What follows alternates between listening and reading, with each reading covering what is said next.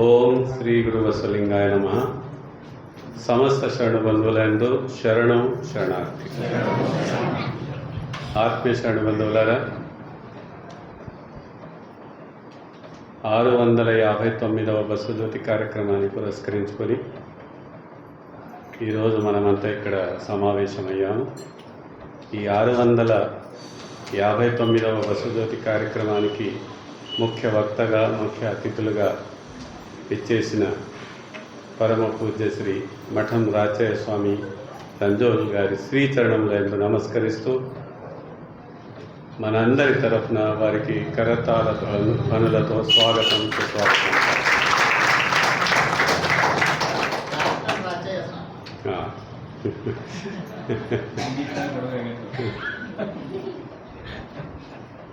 రాచయ్య స్వామి గారి మీ అందరికీ తెలుసు. వారు మన స్థానికులు కాబట్టి వారికి డాక్టరేట్ పదవి వచ్చింది కూడా మనందరికీ తెలుసు. గతంలో ఇక్కడ సన్మాన కార్యక్రమం కూడా వారికి నిర్వహించడం జరిగింది. ఆ డాక్టరేట్ పదవి పొందిన సందర్భంగా యూనివర్సిటీ కూడా ఇది అనుభవం ఇక్కడే మీరు అభ్యసించారు కాబట్టి అది వరించింది మీకు, సంతోషం. ఇక మా ఆహ్వానాన్ని మన్నించి నేటి ఈ 659వ బసవజ్యోతి కార్యక్రమానికి మరొకసారి మీరు వచ్చినందుకు మీ శ్రీచరణములందు నమస్కరిస్తూ ఇక్కడ ఉపస్థితులై ఉన్న సమస్త శరణు బంధువుల తరఫున హార్దిక స్వాగతం సుస్వాగతం పలుకుతున్నాను. ఇక ఈనాటి ఈ 659 బసవజ్యోతి కార్యక్రమం యొక్క ఆశ్రయదాతలు శ్రీమతి మరియు శ్రీ అష్టూరి శ్రీశైలం, వీరి సౌజన్యంతో ఈనాటి కార్యక్రమం ఇక్కడ నిర్వహించబడుతున్నది. కాబట్టి వారు దంపతులు ఇద్దరు వస్తే ఇద్దరు కూడా ఇక్కడ వేదికపై వచ్చి పూజ్య స్వామీజీ గారికి శాల్వతో సన్మానించి మనందరి తరఫున మనందరి తరఫున స్వాగతం సుస్వాగతం పలకవలసిందిగా కోరుతున్నాను. ఇక్కడ నిల్చోండి ఇద్దరు. 30 సంవత్సరాల నుండి ఈ బసవజ్యోతి కార్యక్రమం నిర్విఘ్నంగా కొనసాగుతున్నది. కోవిడ్ సమయంలో కొంత అంతరాయం ఏర్పడింది. ఆ తర్వాత మళ్ళీ అదే వేగాన్ని పుంజుకొని ఈ కార్యక్రమం నిరంతరంగా ఇది కొనసాగుతున్నది. ఇంతకుముందు ఈ కార్యక్రమం మేము మా శరణు బంధువుల స్వగృహంలో నిర్వహించే వాళ్ళము. అందులో కొన్ని ఇబ్బందులు ఏర్పడడం వలన అక్కడ అందరికీ కూర్చునేటందుకు ఏర్పాట్లు చేయవలన, ఇంకా ఇతర అవసరాలు ఏవైతే ఉంటాయో అవి అక్కడ మేము పూర్తి చేయలేకపోవడం వలన శరణుల స్వగృహంలో నిర్వహించే ఈ బసవజ్యోతి కార్యక్రమం ఇక్కడ అనుభవ మంటపంలోనే గత సంవత్సరం నుండి కూడా ఇది నిర్వహించబడుతున్నది. ఈనాటి కార్యక్రమానికి వచ్చేసిన మీ అందరికీ మరియు ముఖ్య అతిథులుగా వచ్చేసిన పూజ్య స్వామీజీ గారికి మరొకసారి హార్దిక స్వాగతం సుస్వాగతం పలుకుతూ ఈనాటి బసవజ్యోతి కార్యక్రమంలో పరమ పూజ్య స్వామి గారు శరణుల వచనామృతాన్ని మనందరికీ అందించవలసిందిగా వారితో ప్రార్థిస్తూ సెలవు తీసుకుంటాం.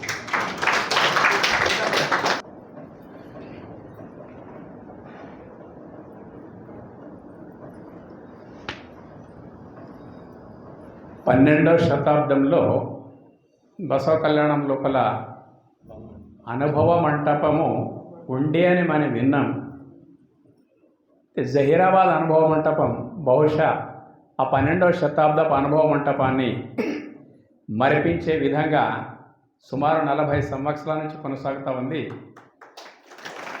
అటువంటి దానికి పరంపరాగతంగా తోడ్పడుతున్నటువంటి వాళ్ళు మీరంతా చాలా కొత్తగా, కొంతమంది ఉన్నారో పాత అంటే 3 తరాలు టచ్ అవుతూ వస్తున్నది అన్నట్టు. మొత్తం మీద నేను చూసినప్పటి నుంచి ఒక తరం పోయింది, 2వ తరం మా సమానికులది, 3వ తరం మా పిల్లలకు సంబంధించినటువంటి, అంటే 3 తరాలకు నేను ఈ అనుభవ మంటపం లోపల సేవలు అందించినంటే అటువంటి అవకాశం కల్పించిన మీ అందరికీ శరణీయులందరికీ కూడా హార్దిక శరణార్థులు తెలియపరుస్తూ బసవేశ్వరుడు ఎందుకు విశ్వగురు, ఎందుకు యుగద్రష్ట అనే విషయాలు కూడా మనం కొంచెం తెలుసుకోవాలి. ఎందుకంటే ఈ బసవేశ్వరుడు ఎవరప్ప అంటే ఎవరికి బయట వాళ్ళకి ఏం అర్థం కావడం లేదు. సంగారెడ్డిలో అయితే ఎడదించాలనే గుర్రం బొమ్మ అంటారు అన్నట్టు. అరే మళ్ళీ ఇక్కడున్న ఇంత లక్షలు 1 కోటి రూపాయలు ఖర్చు ఉన్న బసవేశ్వరుని కూడా ఆ పేరు రాకుండా చూసుకోవాలి, విస్తృతంగా ప్రచారం చేయాలి. బసవేశ్వరుడు అంటే యుగద్రష్ట. ఎందుకు యుగద్రష్ట అనాలే? కొన్ని ఇప్పుడు ఈ మధ్యలో పరిశోధన చేసి కొన్ని విషయాలు చెప్తున్నాం. ఈ కలియుగం లోపల సుమారు క్రీస్తుకు పూర్వం 4000 సంవత్సరాల మొదలే, క్రీస్తుకు పూర్వము 2000 సంవత్సరాల మొదలు నుంచే మన భారతీయ సంస్కృతి పతనం ప్రారంభమైపోయింది, క్షీణదశ ప్రారంభమైపోయింది.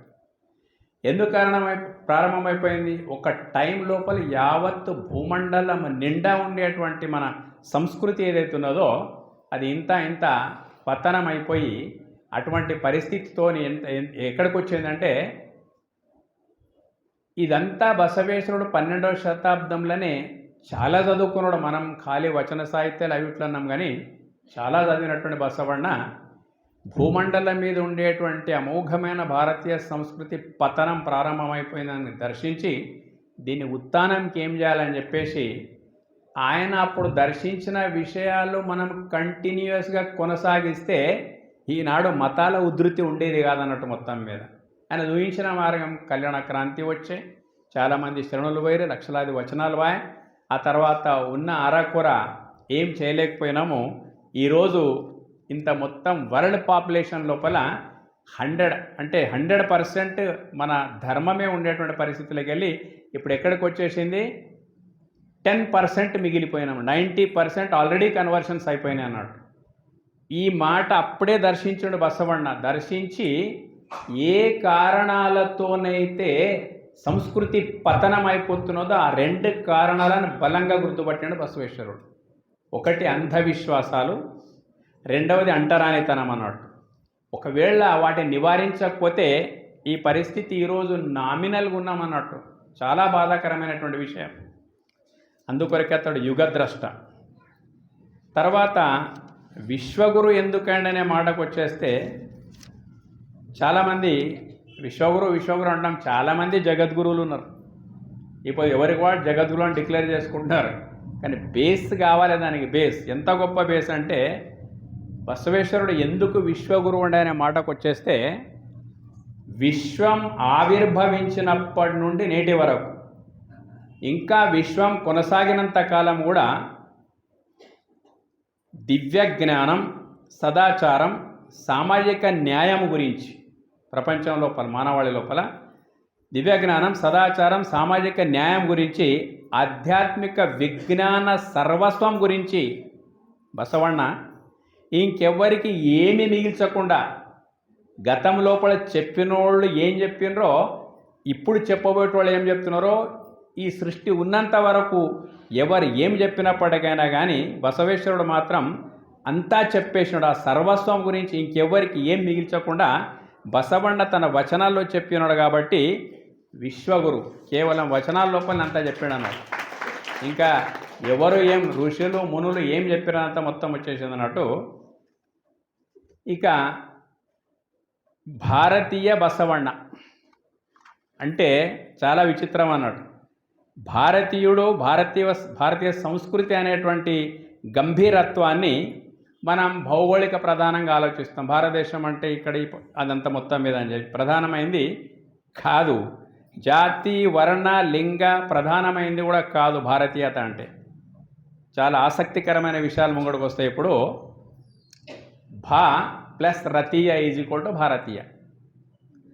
భా అంటే దివ్య జ్ఞాన ప్రకాశం, వైదిక అర్థం ఇది. ఇప్పుడు మనమేం అర్థం తీసుకున్నారంటే భా అంటే దివ్య జ్ఞాన అంగాన్ని ప్రకాశింపజేస్తున్న లింగ ప్రకాశం ఈ అక్షరం యొక్క అర్థం అన్నట్టు. అంగము లింగము 2 ఉన్నాయి కదా. దేహము ఆత్మ సనాతనం వాళ్ళు అంటారు, అంగము లింగం అని మనం అంటాము. అంగాన్ని ప్రకాశింపజేస్తున్న లింగ ప్రకాశం ఈ యొక్క అక్షరార్థం అన్నట్టు. రతీయ అంటే లింగమునందు రమించువాడు. రతి అంటే రమించువాడు. దేంట్లో రమించువాడు? అంగమును ప్రకాశింపజేస్తున్నటువంటి లింగమునందు ప్రకాశించువాడు. దీన్నే మన పరిభాష లోపల లింగాంగ సమరసం అని అంటాం అన్నట్టు. మొత్తం మీద శివానుభావి అని అర్థం ఒక్క మాటలు చెప్పాలంటే. ఆత్మయందు రమిస్తున్నటువంటి వాడు ఆత్మానుభవి. ఆత్మ పరమాత్మకు ఏం భేదం లేదు కాబట్టి మన లోపల ఉండే లింగము మహాలింగానికి ఏం డిఫరెన్స్ లేదు కాబట్టి శివానుభవి. శివానుభావి అనేటువంటిది మనం అంటే భారతీయ అని వాళ్ళు అంటున్నారు. డిఫరెన్స్ ఏమోది రెండు లోపలంటే 10 రూపాయల నోట్లు 10 ఒక్క దగ్గర వేస్తే 100 రూపాయలు అవుతాయి. 20 రూపాయల నోట్లు 5 వేసినా కానీ 100 రూపాయలు అయిపోతాయి. ఇంతే డిఫరెన్స్, మళ్ళీ ఏం లేదన్నాడు మొత్తం మీద. అయితే భారతీయ సంస్కృతి అంటే ఈనాడు, ఇది ఆనాడు బసవనుడుగా దర్శించాడు. ఈనాడు అది కేవలం ఆనాటి నుంచి కొనసాగుతుంది. భారతీయ సంస్కృతి అనే వరకే మనం ఆచరించేటువంటిది ఒట్టి పొల్లువైన జొల్లు విషయాలనే మనం ఆచరిస్తున్నాం అన్నట్టు. ఏంటిదబ్బా ఈరోజు కేవలం గుడి, గుండారాలు, తీర్థక్షేత్రాలు, యాత్రలు, పూజలు, అర్చనలు, అభిషేకాలు మాత్రమే భారతీయ సంస్కృతి యొక్క ప్రతిబింబంగా మారిపోయింది. ఇప్పుడు ఏం చేస్తున్నాం మనము? 66 కోట్ల మంది కుంభమేళలో మునిగి వచ్చేసిరా. మరి సంకటం వచ్చినప్పుడు 28 మందిని మతం పేరు పెట్టి కాల్చి చంపేసారు. పెద్ద విప్లవం వచ్చేసి మొత్తం మీద మతం పేరు పెట్టి కాల్చి చంపేస్తే ఏ ఊళ్ళో ఎవడు జులుసు తీయాలి? ప్రతి ఊరు నుంచి 100 మంది పోయారు మునిగి వచ్చేటందుకు కొరకు. ఏం మిగిలిందంటే భారతీయ సంస్కృతి అంటే ఏం లేదు. ఊరూరా పోతున్నాం, గుడి కడుతున్నాడు, చందా చేస్తున్నాం, గుడి కడుతున్నాం. ఆ తర్వాత పూజారి ఉన్నాడు, ఎవడుండే అక్కడ మొత్తం మీద లాగ చేస్తే కుక్కలు తిరుగుతూ ఉంటాయి అన్నట్టు. ఇదే భారతీయ సంస్కృతి అయిపోయింది మొత్తం మీద. గుడి గుండారాలు, తీర్థక్షేత్ర యాత్రలు, అమర్నాథ్ పోతాడు, అక్కడ పోతాడు, ఇక్కడ పోతాడు, ముంగడ చాలా మజా వస్తుంది అన్నట్టు. పూజలు అర్చనలు మాత్రమే మిగిలినట్లున్నాయి. ఇంకా పైకి పోతే ఏమవుతున్నది? భారతీయ సంస్కృతి లోపల 3D పిక్చర్ కనిపిస్తున్నది. 3D పిక్చర్ అంటే ఏంటిది? D for dance, D for DJ, D for drink. ఇదే మిగిలిపోయింది. వినాయకులను ఊకొనబెడతారు, ఎంతో ఊకొనబెట్టి కోట్లాది రూపాయలు ఖర్చు పెడతారు.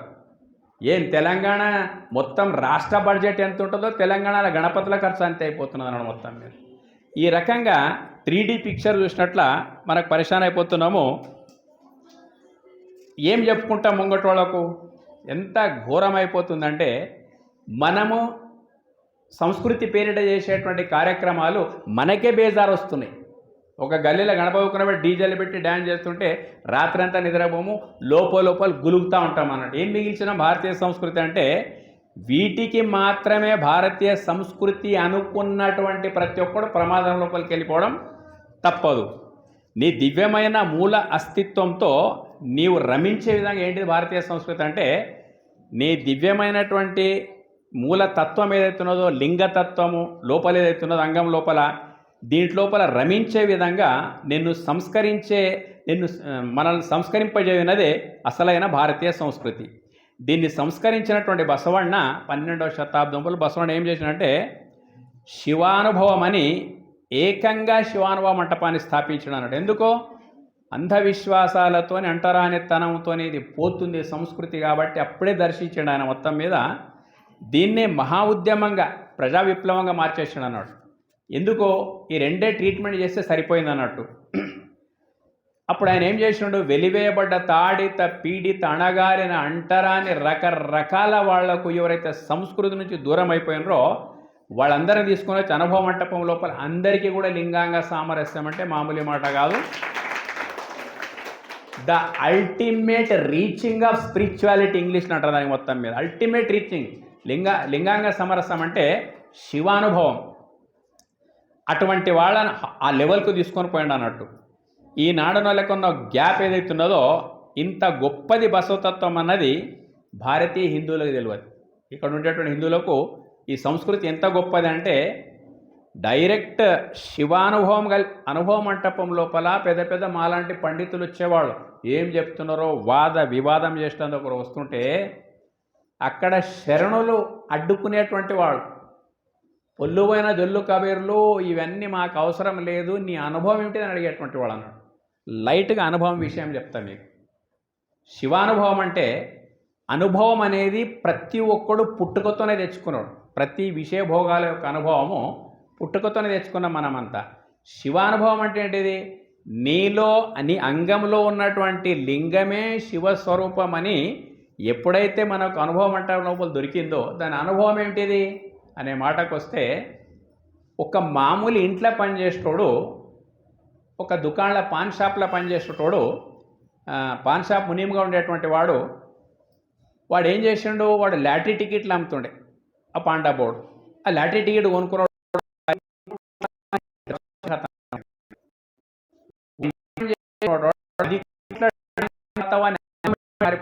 చేసుకున్నాడు. మునుపటి అంటే అనుభవం అయిపోతాను. అదే రీతిగా అంగము నీవు కావు, అంగమును ప్రకాశింపజేస్తున్న లింగమే నీవు అని ఎవరికి చెప్పవలసిన అనుభవం ప్రతి ఒక్కరికి ఉన్నది అన్నాడు. ఎట్లా ఉన్నది? ఈ అనుభవం ఎప్పుడు క్లిక్ అయిపోయింది మనకు? అప్పుడప్పుడు క్లిక్ అయ్యేదాన్ని ఇష్టలింగ పూజ, అష్టావరణ పంచాచార శాలల ద్వారా శాశ్వతంగా లోపల నిలిపినటువంటి వాడు బసవಣ್ణ. అది మన లోపల ఎట్లా క్లిక్ అవుతున్నది? లింగానుభవం, శివానుభవం ఎట్లా క్లిక్ అయిపోతున్నది? ఎవరైనా చచ్చిపోయిన వార్తలు వచ్చినప్పుడు, ఎవడెంత సడన్గా చచ్చిపోతాడో, ఎవడెంత చిన్న వయసులో చచ్చిపోతాడో, ఆ సన్నిహితులకు ఆ వార్త వచ్చినప్పుడు నేనే ఉన్నా అనుకో, బయటికి పోయినా ఖతం అయిపోతా. మీరేమంటారు? స్వామి ఉండే ఏ ఫారం లోపల ఉన్నాడు స్వామి? బాడీ ఫారంలనా, శరీరం ఫారంలనా? కాదని మీరే అంగీకరిస్తున్నారు. మా ఇంటి మంది అందరూ అంగీకరిస్తారు. ఈ బాడీ అంగము కాదు మనిషి యొక్క వాస్తవ స్వరూపము, దీన్ని ప్రకాశింపజేస్తున్న లింగమే మన యొక్క వాస్తవమైన స్వరూపం అన్నాడు. Total relations cut. భార్య పిల్లలు చూస్తుంటారు, చుట్టాలకు అందరికి ఫోన్ చేసినామా, వచ్చిండ్రు, ఇంకెందుకు లేట్ చేస్తున్నారు, లేపోండి. ఏం మనకు అనుభవం ఉన్నట్టా లేదా? అంగం అనేటువంటిది మనిషి యొక్క వాస్తవ స్వరూపం కాదు, లింగమే వాస్తవ స్వరూపం అనేటువంటిది మనకు అర్థమైంది కదా. ఇటువంటి అర్థం అప్పుడప్పుడు వర్షం పడుతున్నప్పుడు ఆకాశంలో మెరుపు వస్తుంది చూడు, ఆ మెరుపు వచ్చినట్లు అప్పుడప్పుడు సావు శుద్ధులు వస్తే మన జ్ఞాపకం వస్తున్నాడు. అంతే తప్ప మళ్ళీ ఏం లేదు. ఈ యొక్క ఎరుకను అంటే నీవు అంగము కాదు లింగము అని నచ్చజెప్పి లింగ అంగ సమరసం చేసినటువంటి వాడు బసవేశ్వరుడు. ఇప్పుడు పెద్ద పెద్ద గురువులకు కూడా అనుభవం ఉన్నదో లేదో కానీ అప్పుడు మామూలు శరణునికి కూడా లింగాంగ సమరసం పెద్ద అల్టిమేట్ రీచింగ్ అనేటువంటి అన్నట్టు. అయితే ఇది ఏదైతే ఉన్నదో ఇంత గొప్పది, మనకు ఈ సనాతన భారతీయ సంస్కృతి అధ్యయనం ఏదైతే ఉందో వాళ్లకు ఈ బసవతత్వం అనేటువంటిది తెలియదు. అయితే భారతీయ సంస్కృతి యొక్క ఒరిజినల్ భారతీయ సంస్కృతి యొక్క సువాసన ఏముందో మనకు తెలియదు. అలాగే బసవేశ్వరుడు ఎంత గొప్ప సేవలు అందించాడు ప్రపంచానికి అనేటువంటి విషయం బయటి వాళ్ళకు కూడా తెలియకుండా పోతుందన్నట్టు. ఇప్పుడు దీని కారణంగా ఏమైపోయిందంటే వాళ్ళది వీళ్ళకి తెలియదు, వీళ్ళకు వాళ్ళకి తెలియదు. ఒక గుడ్డోడు ఇంకో గుడ్డోడు కలిస్తే వాని ముఖం వీని కనిపేది, వీని ముఖం వాని కనిపేది. ఆ పరిస్థితి వస్తున్నారు మొత్తం మీద. అయితే దీంతో ఏమైపోయింది మనకంటే, ఎట్లయితే బసవేశ్వరుని కంటే గొప్ప జగద్గురువు గతంలో లేడు, ఇప్పుడు లేడు, ఇక ముందు ఉండబోడు, ఇంకేముంటుంది అన్నట్టు శివానుభవ తత్పరుడైన తర్వాత. కానీ ఎట్లయితే ప్రచారం యొక్క అభావం, బాబాసాహెబ్ అంబేద్కర్ ఉన్నాడు, స్వామి వివేకానంద ఉన్నాడు, ఆసేతు హిమాచలం అందరికీ తెలుసు. వీళ్ళిద్దరికంటే 100 రెట్ల నెట్వర్క్ చేసినటువంటి వాడు బసవేశ్వరుడు ఉన్నాడు. ఆ అంబేద్కర్ దేని కొరకైతే పాటుపడ్డాడో ప్రాక్టికల్ వర్క్, అంబేద్కర్ ఏమో సామాజిక సమానత్వాన్ని, ఆర్థిక సమానత్వాన్ని సాధించాడు అన్నట్టు. కానీ బసవేశ్వరుడు అట్లా కాదు, ఔటితో పాటు సత్యశుద్ధ కాయకము నుంచి అవన్నీ సామాజిక సమానతల, ఆర్థిక సమానతలతో పాటు మనకు సాంస్కృతిక సమానత, ఎవరికి మనం ముట్టొద్దు అంటొద్దు అన్నామో అలాంటి వాళ్ళనంతా ఎట్లా తీర్చిదిద్దిండు బసవ కళ్యాణం లోపల బసవేశ్వరుడు అంటే, ఎంత ఆ శరణులు త్రిపుండధారణ పేనిండ విభూతి పెట్టుకొని రుద్రాక్షలో లింగం వేసుకొని వాళ్ళు బయటికి వస్తుంటే జంగములు పక్కదారికి వెళ్ళిపోయేటువంటి వాళ్ళు అన్నాడు.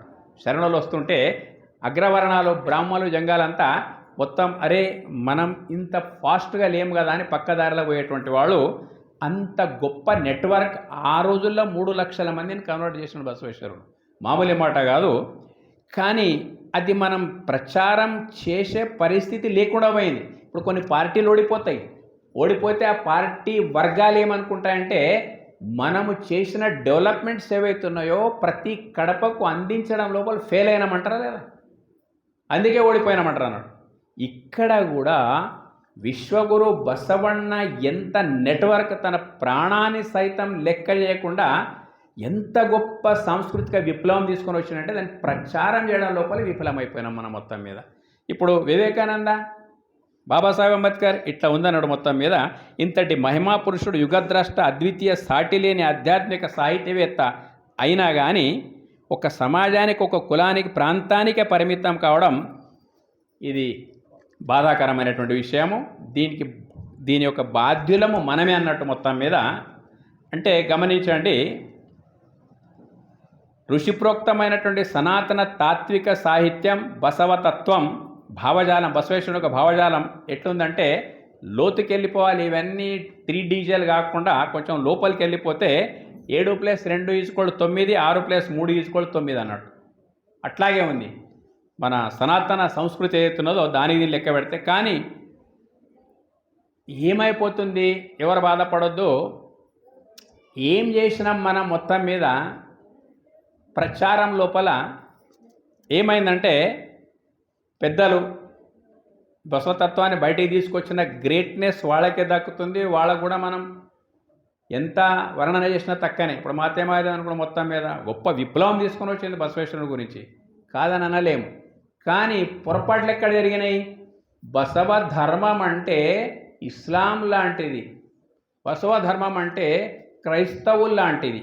ఏంటిది ఏంటిది అసలు? ఇస్లాం గురించి మన వాళ్ళకేమన్నా తెలుసా? తెలియదు, ఏమి కూడా తెలియదు. అట్లా ప్రచారం చేసిన వాళ్ళకి ఇస్లాం గురించి తెలిసి దాని పేరెత్తారు. ఇప్పుడు చూడండి, వాళ్ళకి తెలియకపోయింది. మనం ఆ పదం తొలగించుకోవాలి. ఇస్లాంతోని బసవ ధర్మాన్ని కంపేర్ చేయొద్దు, క్రిస్టియానిటీ నుంచి బసవ ధర్మాన్ని కంపేర్ చేయొద్దు. ఎందుకు చేయొద్దంటే అవి రెండు ఎంత ప్రమాదకరమైనటువంటి పరిస్థితిలో ఉన్నాయంటే వాటి వాస్తవ స్వరూపం వినాలంటే ఇప్పుడు ఎడ్యుకేటెడ్ చెప్తున్నాం, మీరన్నా వినండి. ఎక్స్ ముస్లిమ్స్ ఛానల్స్ ఉన్నాయి కొన్ని, సచ్వాలా, ఖురాన్ వాలా ఒక ఛానల్, యాడమ్ సీకర్, ఎంత పెద్ద ఫాస్ట్ ఉన్నారు వాళ్ళంటే ఆల్రెడీ ముస్లింలే. కానీ విసిగి వేసారి బయటికి వచ్చి ఏమున్నది దాని లోపల వాస్తవికత అని వాళ్ళు బయటికి వస్తున్నారు. Adam seeker, Sahil, Jafar heretic, Salim Nastik, వీరంతా ఘనా పాటిల్, కంఠస్థం. వాళ్ళ మెమరీ చూస్తుంటే అర్థం కాదు. బట్ ఎంత లోపభూయిష్టంగా ఉన్నది, అమానుష్యమైనటువంటి పద్ధతులు ఎన్ని ఉన్నాయి వాళ్ళందరూ చెప్తున్నారు. అవన్నీ భూమి మీద ఏమున్నాయి, ఆ ధర్మాలన్నీ ఏమున్నాయంటే భూమి మీద మొక్కల్లాగా ఉన్నాయి. కానీ బసవతత్వం ఆకాశం లోపల చుక్కల్లాగా ఉన్నది. భూమి మీద మొక్కకు, ఆకాశం చుక్కకు ఏం కంపేర్ చేయగలుగుతాం మనం? ఎందుకు అట్లా మాట్లాడుతున్నామంటే మనకు కంపేర్ చేసే ముందు దీని ఔన్నత్యం తెలియకపోవడం అన్నాడు. కంపేర్ చేస్తే సనాతన ధర్మంతో, ఒరిజినల్ సనాతన ధర్మంతో కంపేర్ చేయాలి తప్ప ఈ ఇస్లాం నుంచి, క్రైస్తవ మతం నుంచి అస్సలే కంపేర్ చేసే అవసరం మనకు లేదన్నాడు. మొత్తం మీద సనాతన పతన కారణమైనటువంటి అంధవిశ్వాసాలపై బసవಣ್ణ వేసిన యురేనియం బాంబ్ ఎప్పుడు కొన్ని వచనాల లోపలికి వస్తాం మనం. మొత్తం మీద సృష్టి ఆరంభం నుండి దేశకాలాలకు అతీతంగా వేదాంత విజ్ఞాన సార సర్వస్వం ఏంటిదప్ప? సంక్షిప్తంగా చెప్తాను. మొత్తం ఆధ్యాత్మిక విజ్ఞాన సార సర్వస్వం ఏమి, దేవుడంటే ఏమిటి?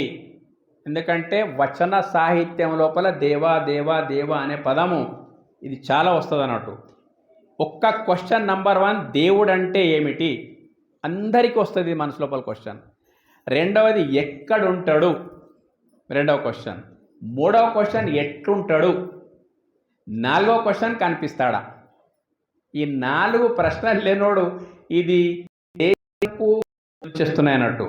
వీటికి సమాధానం బసవేశ్వరుడు ఎంత చక్కగా ఇచ్చిండు. దేవుడు ఎక్కడుంటాడు అంటే కదా, దేవుడు అంటే ఏమిటిది, ఎక్కడుంటాడు, ఎట్లుంటాడు అంటే కదా, ఒక్కటే వచనం లోపల దీని అని తీసుకున్నాం. మొత్తం మీద ఇట్లా కొంత కొత్త ఆలోచన విధానం అనేది. వచనం పాతదే, అందరు విన్నదే, బట్ దీని లోపల ఒక కొత్త ట్విస్ట్ మీ ముందర తీసుకొని వస్తానట్టు, ఉಳ್ಳವರು ಶಿವಾಲಯ ಮಾಡುವರು ನಾನೇನು ಮಾಡಲಿ ಬಡವನು. ಬಡವನಯ್ಯ ಎನ್ನ ಕಾಲೇ ಕಂಬ ದೇಹವೇ ದೇಗುಳ ಶಿರವೇ ಹುಣ್ಣಿನ ಕಳಶವಯ್ಯ ಕೂಡಲ ಸಂಗಮ ದೇವ ಕೇಳಯ್ಯ స్థావర కళి ఉంటూ జంగమ కళివిల్ల. స్థావర అనేవారికి ఇక్కడ స్థావర లింగాలను తీసుకోండి, స్థావర అంటే అంగాన్ని కూడా తీసుకునవచ్చు. లోపల లింగం లేకపోతే అంగం ఏం పని చేస్తుంది? ఒట్టిదే కదా. అయితే ఇది ఎంత బెస్ట్ ఉన్నది. దేవుడు ఏడున్నాడంటే, కొంతమంది వచ్చిన బసవన్న దగ్గరికి వస్తారు కదా, నువ్వు మంత్రి ఉన్నావు, ప్రధానమంత్రి ఉన్నావు, కాబట్టి నువ్వేం చేయి, మాకు కొంచెం శివాలయం కడుతున్నాము, ఫండ్ క్రియేట్ చేసి ఇయ్యి అని వస్తారు. అప్పుడు బసవేశ్వరుని దగ్గరికి వస్తే ఆయన ఏం చేయాలి? ఈ గుడ్డి నమ్మకాల లోపల నుంచి బయటికి తీసుకొని వచ్చేటందు కొరకే ఆయన తయారెక్కుతున్నాడు. ఆయనకే గుడి కట్టడం కొరకు పైసలు అడగడానికి వస్తారు అన్నాడు. వాళ్ళకి ఏం చెప్పాలి అతని? చాలా టాప్ వచనం అన్నట్టు ఇది. ఉళ్ళవరు శివాలయం ఆడవరు అంటే ఉన్న శ్రీమంతులు శివాలయం చేస్తారు. మళ్ళీ ఈయన శ్రీమంతుడు కాడా? ఖజానా మొత్తం ఆయన చేతుల్లో ఉన్నది. శ్రీమంతుడు కాడా? అతను కూడా శ్రీమంతుడే కదా. ఇక్కడ ఆయన అర్థం ఏమిటిదంటే, ఉళ్ళవరు శివాలయం ఆడవరంటే ఎవనికి అంగమందు సమరసమై ఉన్నటువంటి లింగము యొక్క తత్వము తెలియదో వాడు అజ్ఞాని, అజ్ఞానము ఉన్నవాడు అని అర్థం అన్నట్టు. ఉళ్ళవరు శివాలయం ఆడవరంటే లోపలున్న వెలుగును తెలియక బయట వెదుకులాడేటువంటి వానికి అజ్ఞాని అంటారు అన్నాడు. ఉళ్ళవరు శివాలయం ఆడవు నానేన మాడలి బడవను. మీకేమో అజ్ఞానం ఫుల్ ఉన్నదప్ప, చేసుకోండి. నేను పేదోడు అంటున్నాడు. ఏముట్ల పేదోడు? అజ్ఞానం లోపల పేదోడు. వాళ్ళేముట్లా ఉన్నోళ్ళు? అజ్ఞానం లోపల ఉన్నటువంటి వాడు. అజ్ఞానంలో వాడు శ్రీమంతులు, అజ్ఞానంలో నేను పేదవాడిని. ఇది దీని యొక్క అర్థం అన్నట్టు. ఇక తర్వాత నా కాలే కంబ వాళ్ళకి చెప్తున్నాడు. ఇక్కడ వాళ్ళు అడుగుతారు, మళ్ళీ నువ్వు ఏమి ఇవ్వకపోతే దేవాలయంకి వస్తావా రావా, ఎప్పుడు రావా అంటే, నాకేం పన్నదప్ప, కాలే కంబ, నా దేవాలయం ఎట్లా చూడండి, ఈ కాళ్ళే స్తంభాలు, దేహవే దేవుడ, వక్షస్థలమే గర్భాలయము, ఇంకేంటిది శిరవే హుండిన కళసవయ, శిఖరం పెడతారు కదా, నా శిరస్సు ఏదైతున్నది కదా ఇది బంగారు శిఖరం నాయన. స్థావర కళి ఉంటూ ఈ దేహం ఒకసారి పోవచ్చు, జంగమ కళివిల్ల, ఈ స్థావరమైన జడమైనటువంటి దేహమును ప్రకాశింపజేసే లింగం ఉన్నది కదా, ఆ దానికి అది అన్ని చలనాల కారణమైపోతుంది కాబట్టి లింగము జంగమ కళివిల్ల అని చెప్పేస్తున్నాడు అన్నాడు.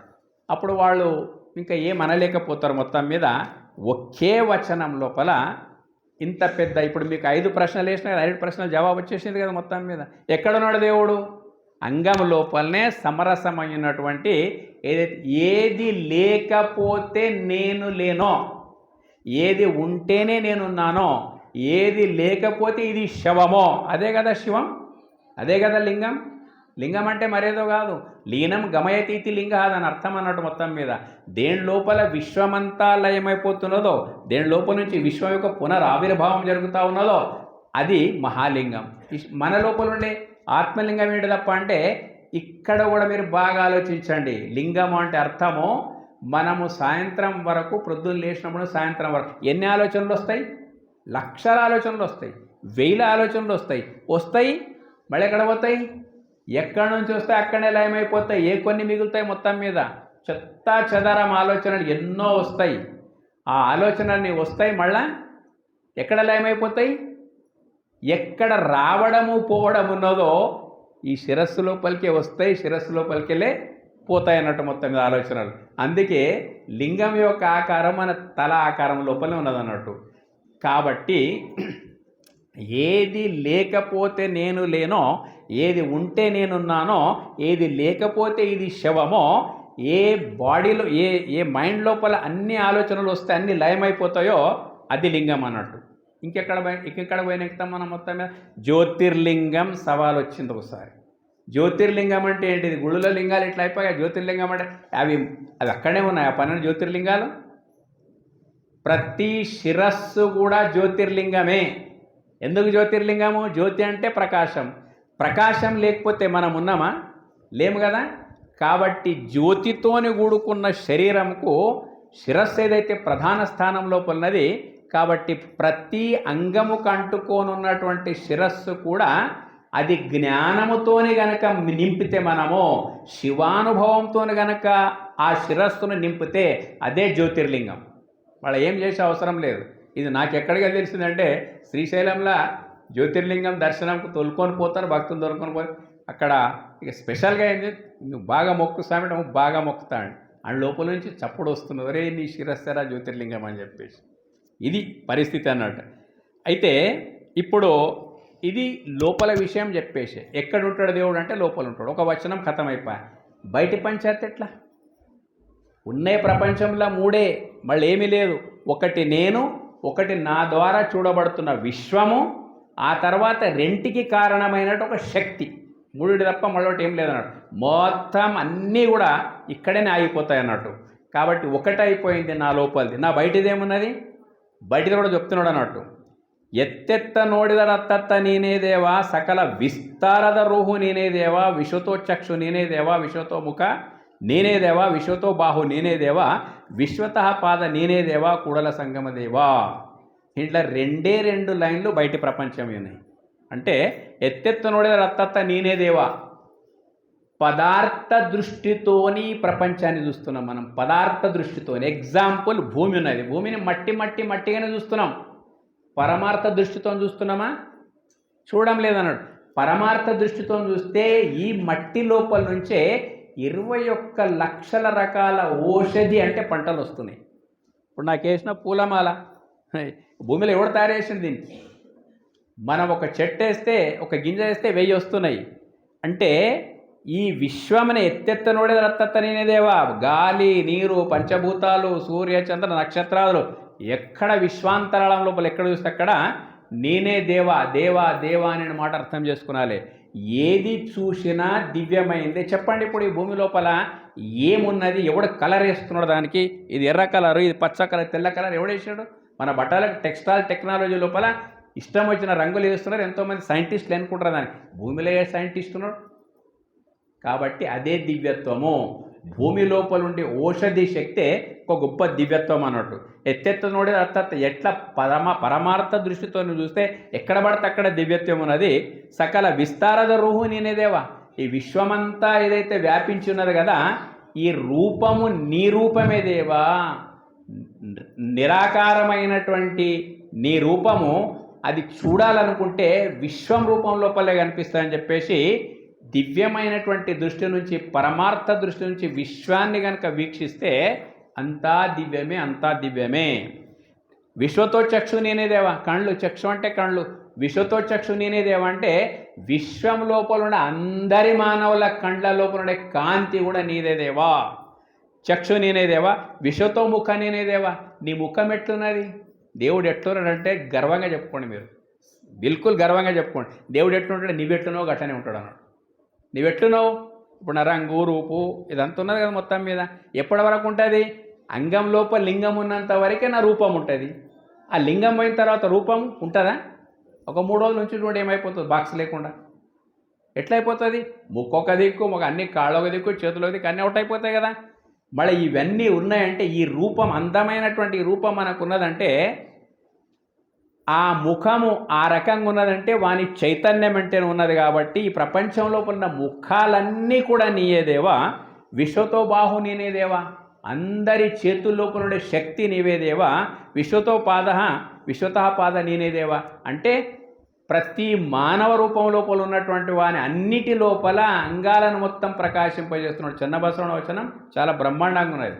ఎన్న శ్రోత్ರದ ಕೊನೆಯಲ್ಲಿದ್ದು ಸುಶಬ್ದವನ ಅರಿವಾತನು ನೀನೇ ದೇವ, ಎನ್ನ ನೇತ್ರದ ಕೊನೆಯಲ್ಲಿದ್ದು ಸ್ವರೂಪವನ ಅರಿವಾತನು ನೀನೇ ದೇವ, ಎನ್ನ ತ್ವಕ್ಕಿನ ಕೊನೆಯಲ್ಲಿದ್ದು ಸುಸ್ಪರ್ಶವ ಮುಟ್ಟುವಾತನು ನೀನೇ ದೇವ, ಎನ್ನ ಘ್ರಾಣದ ಕೊನೆಯಲ್ಲಿದ್ದು ಸುವಾಸನ ಅರಿವಾತನು ನೀನೇ ದೇವ.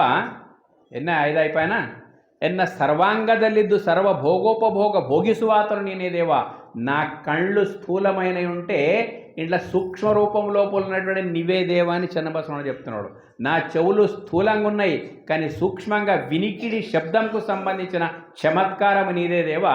ఈ రకంగా పంచ జ్ఞానేంద్రియాల లోపల ఏది చమత్కారాలు ఉన్నాయో, ఎన్న సర్వాంగదಲ್ಲಿದ್ದು కిడ్నీస్ ఉన్నాయి, స్పైనల్ కార్డ్ ఉన్నది, లీవర్ ఉన్నది, హార్ట్ ఉన్నది, బ్రెయిన్ ఉన్నది, ಎನ್ನ ಸರ್ವಾಂಗದಲ್ಲಿದ್ದು సర్వభోగోపభోగ భోగిసువాతను నేనే దేవా కుడల చన్న సంగమ దేవా అని చెప్పేసిండు. అంటే ఎవరి లోపల చూపించినాడు?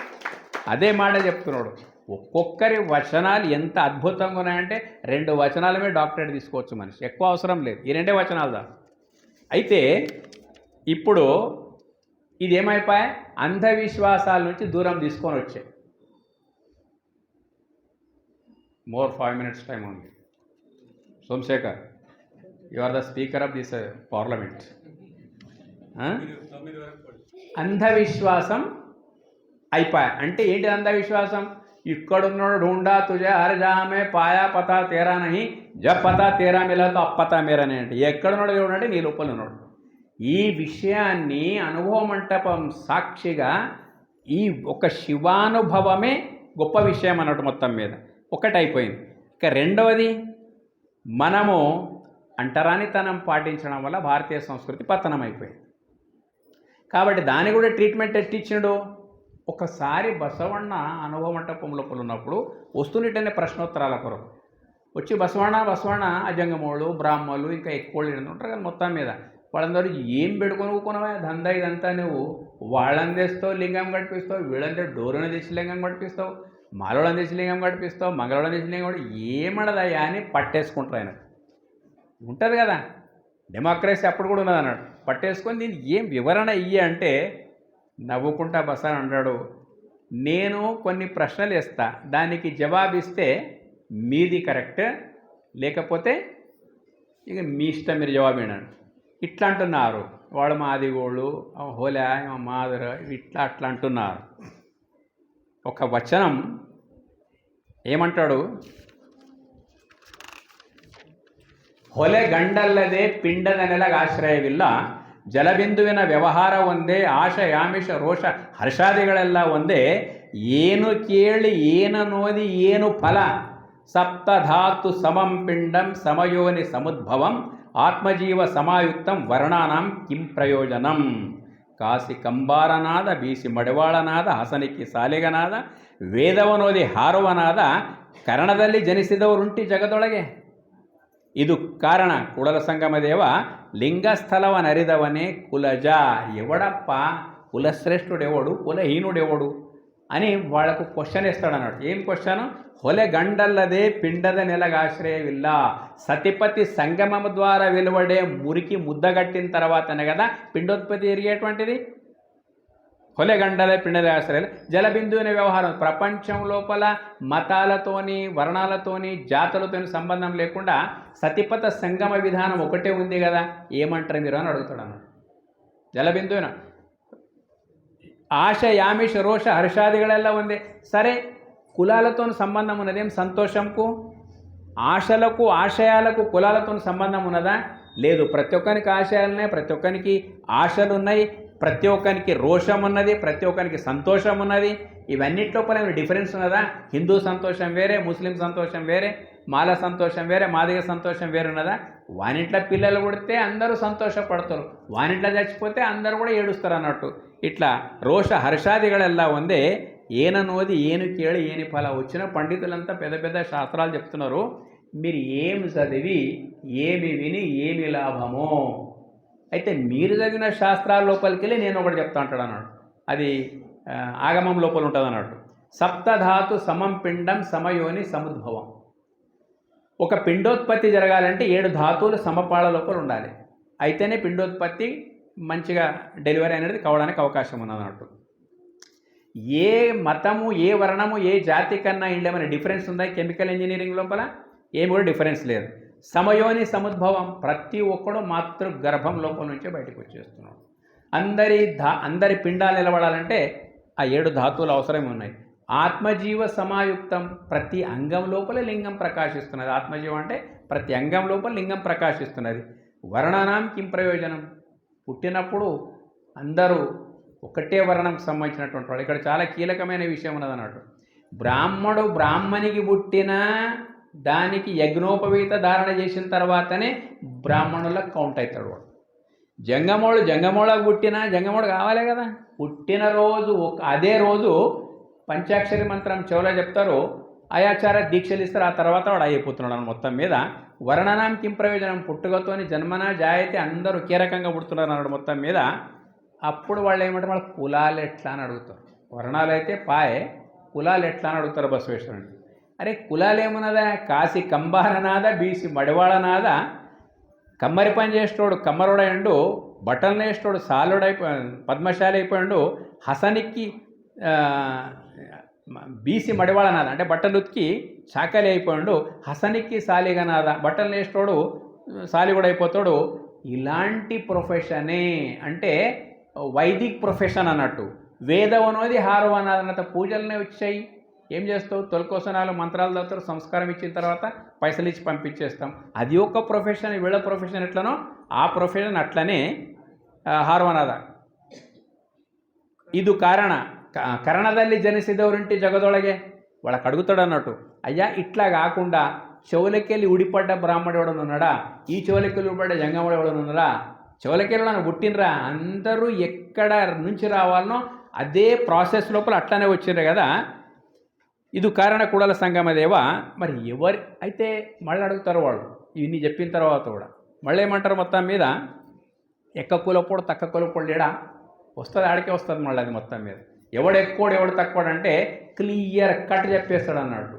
లింగస్థలవ నరిదవనే కులజ అంటే అంగమును ప్రకాశింపజేస్తున్నటువంటి లింగము యొక్క అనుభావము పొంది ఆ లింగ స్థితి లోపలనే ఉండి వ్యవహారం సల్పేటువంటి వాడు ఎవడైతున్నాడో వాడే కులజుడు. అందరూ కులహీనులేని ఫైసలు చేసి పడిచినాడు మొత్తం. లింగస్థలం అని అరిదామని కులజ. ఆ వాసన లేకపోతే ఏమున్నదని విజ్ఞానహీనైన పశుభి సమానం. ధన్యవాదాలు. పొద్దుకు కులం సరిపోయింది. ఇక 9 దాకా 9 అయిపోయింది. ధన్యవాదాలు. నేను చాలా పెద్ద రాసుకోవచ్చు, అయితే లేదు అనుకున్నా, టోటల్ కంప్లీట్ అయిపోయింది. శ్రీ గురు బసవలింగాయనములు.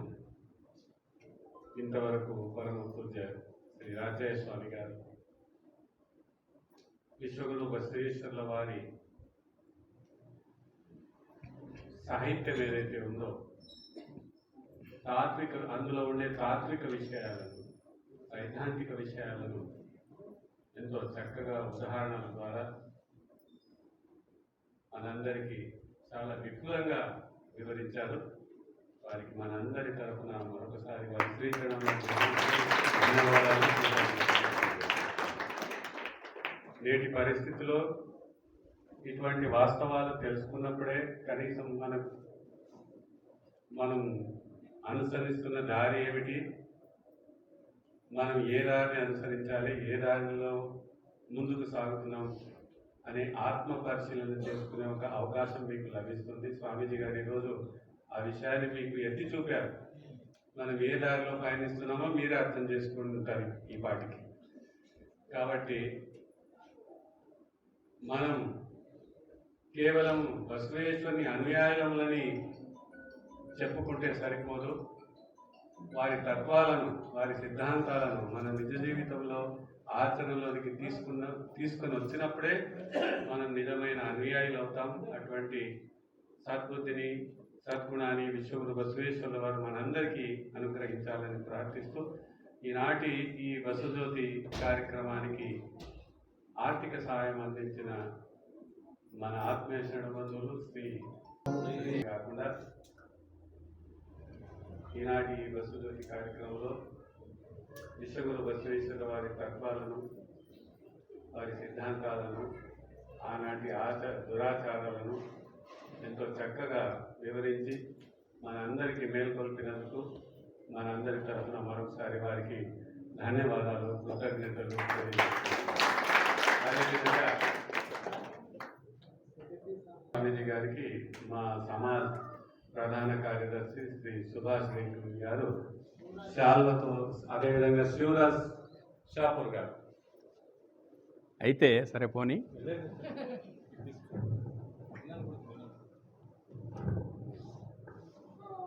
నేను చెప్తున్నా, ఈ అనుభవ మంటపం లోపలికి వచ్చే రాకంటే మొదలు నిల్ నాలెడ్జ్ ఆఫ్ వచన సాహిత్యం అన్నట్టు, ఏ జ్ఞానం లేదు. ఇప్పుడు వచ్చిన తర్వాత కొన్ని కారణాల వల్ల సంపాదించినటువంటి వచన సాహిత్యం యొక్క జ్ఞానం ఏదైతే ఉందో చాలా బాధ అనిపిస్తుంది మనిషికి. 1% కూడా ఖర్చు కావడం లేదు. 1%. 99% గంగానది ఎట్లయితే బంగాళాఖాతంలో కలిసిపోతున్నట్టు అయిపోతుంది. కాబట్టి ఇప్పటికైనా మీకు చెప్పేది ఏంటిదంటే, నాకు చాలా ప్రోగ్రామ్స్ ఉంటాయి, మీరు పిలిచినా పెరగకపోయినా ఫరకపడేది ఏం లేదు. అయితే నా రుణం నేను తీర్చుకోవాలంటే 3వ తరం కూడా నేను జ్ఞానం అందియాలి. మంత్లీ వన్స్ అన్న 15 days మంత్లీ వన్స్ ఎక్కడైతే పెట్టుకుంటారో ఇప్పుడు వాడుకోవడానికి ప్రయత్నం చేయండి. మీరేసిన చెట్టు పండ్లు మీరు తినకపోతే అవి మురిగిపోతాయి. కాబట్టి మీకు చెప్పేది ఏంటిదంటే, నేను ఈ మాట అనొద్దు మీకు, కానీ అంటున్నా. ఎందుకంటున్నా అంటే అభిమానం చంపుకొని అంటున్నా. 1% కూడా ఖర్చు కావడం లేదు. 1%. మర్చిపోయినా ఈరోజు మళ్ళీ అన్నీ కవర్ చేసుకునే వస్తాను. ఇట్లా మరుపు అనేది రేకుడే. అన్ని సమాజాలు 4-5 సమాజాలు ఉన్నాయి. 7 ఆడనే మోతుకు చెట్టు 3 ఆకులు అన్నాడు.